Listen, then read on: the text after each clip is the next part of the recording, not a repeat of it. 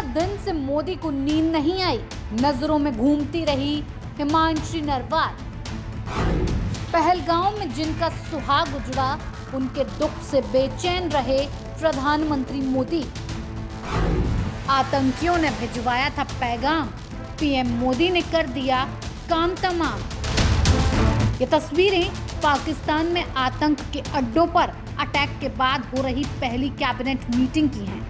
केंद्रीय मंत्रिमंडल के सदस्य मेजें थपथपाकर ऑपरेशन सुहाग के लिए देश की सेना और प्रधानमंत्री मोदी को थैंक यू कह रहे हैं।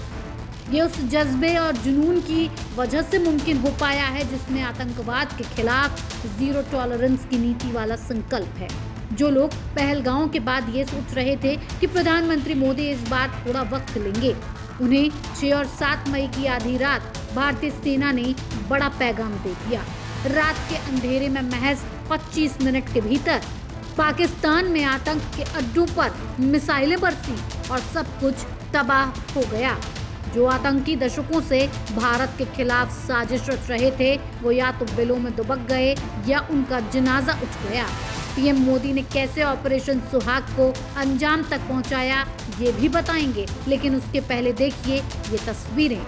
प्रधानमंत्री मोदी ने प्रोटोकॉल के मुताबिक राष्ट्रपति द्रौपदी मुर्मू को पूरे ऑपरेशन सुहाग की जानकारी दी। ये ऑपरेशन भारत की बहनों माताओं के सम्मान से जुड़ा था, जिसे सेना के शूरवीरों ने मुमकिन किया।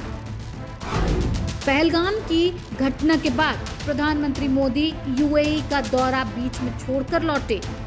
सेना प्रमुखों, रक्षा मंत्री राजनाथ सिंह और राष्ट्रीय सुरक्षा सलाहकार के साथ मीटिंग, अमित शाह और डोभाल जैसे कुछ चुनिंदा लोगों के साथ मंथन का दौर चलता रहा।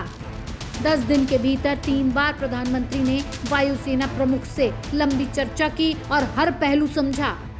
प्रधानमंत्री मोदी ने सेना प्रमुखों और राष्ट्रीय सुरक्षा सलाहकारों के साथ हाल में कुल 6 मीटिंग की।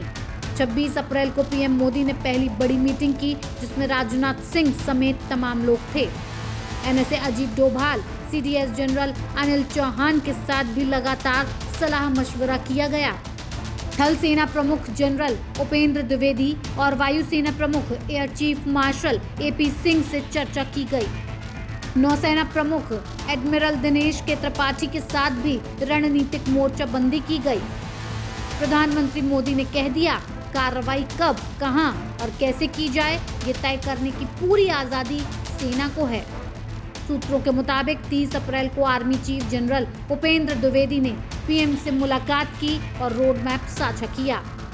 3 मई को air force chief marshal AP Singh PM Modi से मिले और बताया कि किन फाइटर जेट का इस्तेमाल होगा। 4 मई को navy chief admiral Dinesh Tripathi ने पीएम मोदी के साथ मीटिंग की। 5 मई को एयर चीफ ने ब्रीफिंग दी। 6 मई को एनएसए अजीत डोभाल ने प्रधानमंत्री मोदी से मुलाकात की और फिर रथ जगा शुरू हो गया। 6 और 7 मई की रात ऑपरेशन सुहाग को अंजाम दिया गया और फिर देश को इसकी सूचना दी भारतीय सेना की 2 शेरनियां। पीएम मोदी ने खुद प्रेस कॉन्फ्रेंस नहीं की, बल्कि सैन्य अधिकारी कर्नल सोफिया कुरैशी और wing commander Vyomika Singh media से मुखातिब हुई और ऑपरेशन के हर पहलू को समझाया।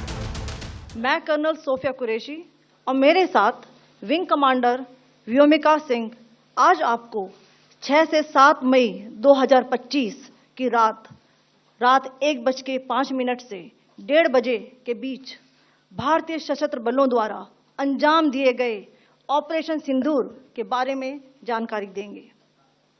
ऑपरेशन सिंदूर 22 अप्रैल को पहलगाम में हुए विभत्स आतंकवादी हमले के शिकार मासूम नागरिकों व उनके परिवारों को न्याय देने के लिए लॉन्च किया गया था। इस कार्रवाई में 9 टेररिस्ट कैंप्स को टारगेट किया गया और पूरी तरह से इसे बर्बाद किया गया।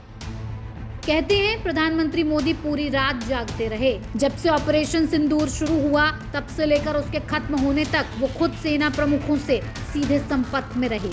ये पीएम मोदी का पुराना स्टाइल रहा है। वो आतंकी हमलों के बाद करारा जवाब देने की बात नहीं करते, बल्कि उसे अंजाम तक पहुंचाते हैं। वो कुछ दिनों तक बयानबाजी की बजाय अपने मिशन में जुट जाते हैं। उरी, पुलवामा और पहलगाम हमलों के बाद मोदी सरकार ने पाकिस्तान के खिलाफ हर बार कड़े कदम ही उठाए हैं। 18 सितंबर 2018 को उरी में सेना के शिविर पर आतंकी हमले में 19 भारतीय सैनिक शहीद हुए।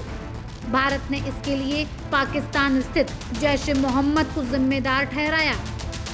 मोदी सरकार ने सेना को खुली छूट दी। 29 सितंबर 2016 को एलओसी के पार सर्जिकल स्ट्राइक की गई।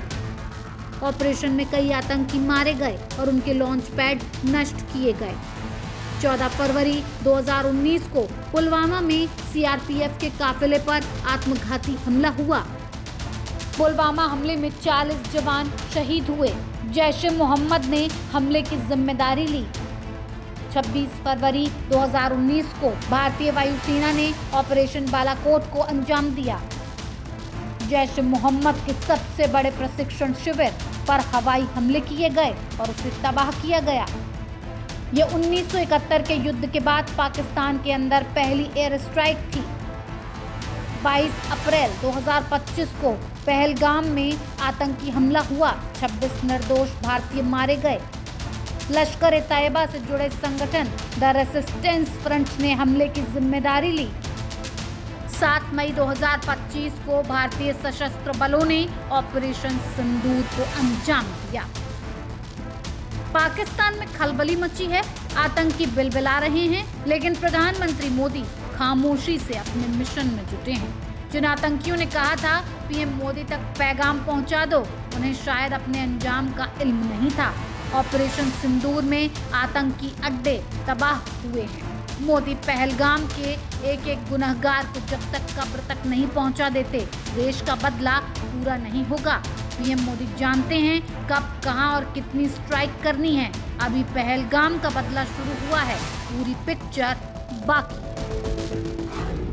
न्यूज़ कॉरिडोर्स आप हमें यूट्यूब पर, इंस्टाग्राम पर, एक्स पर और फेसबुक पर फॉलो कर सकते हैं।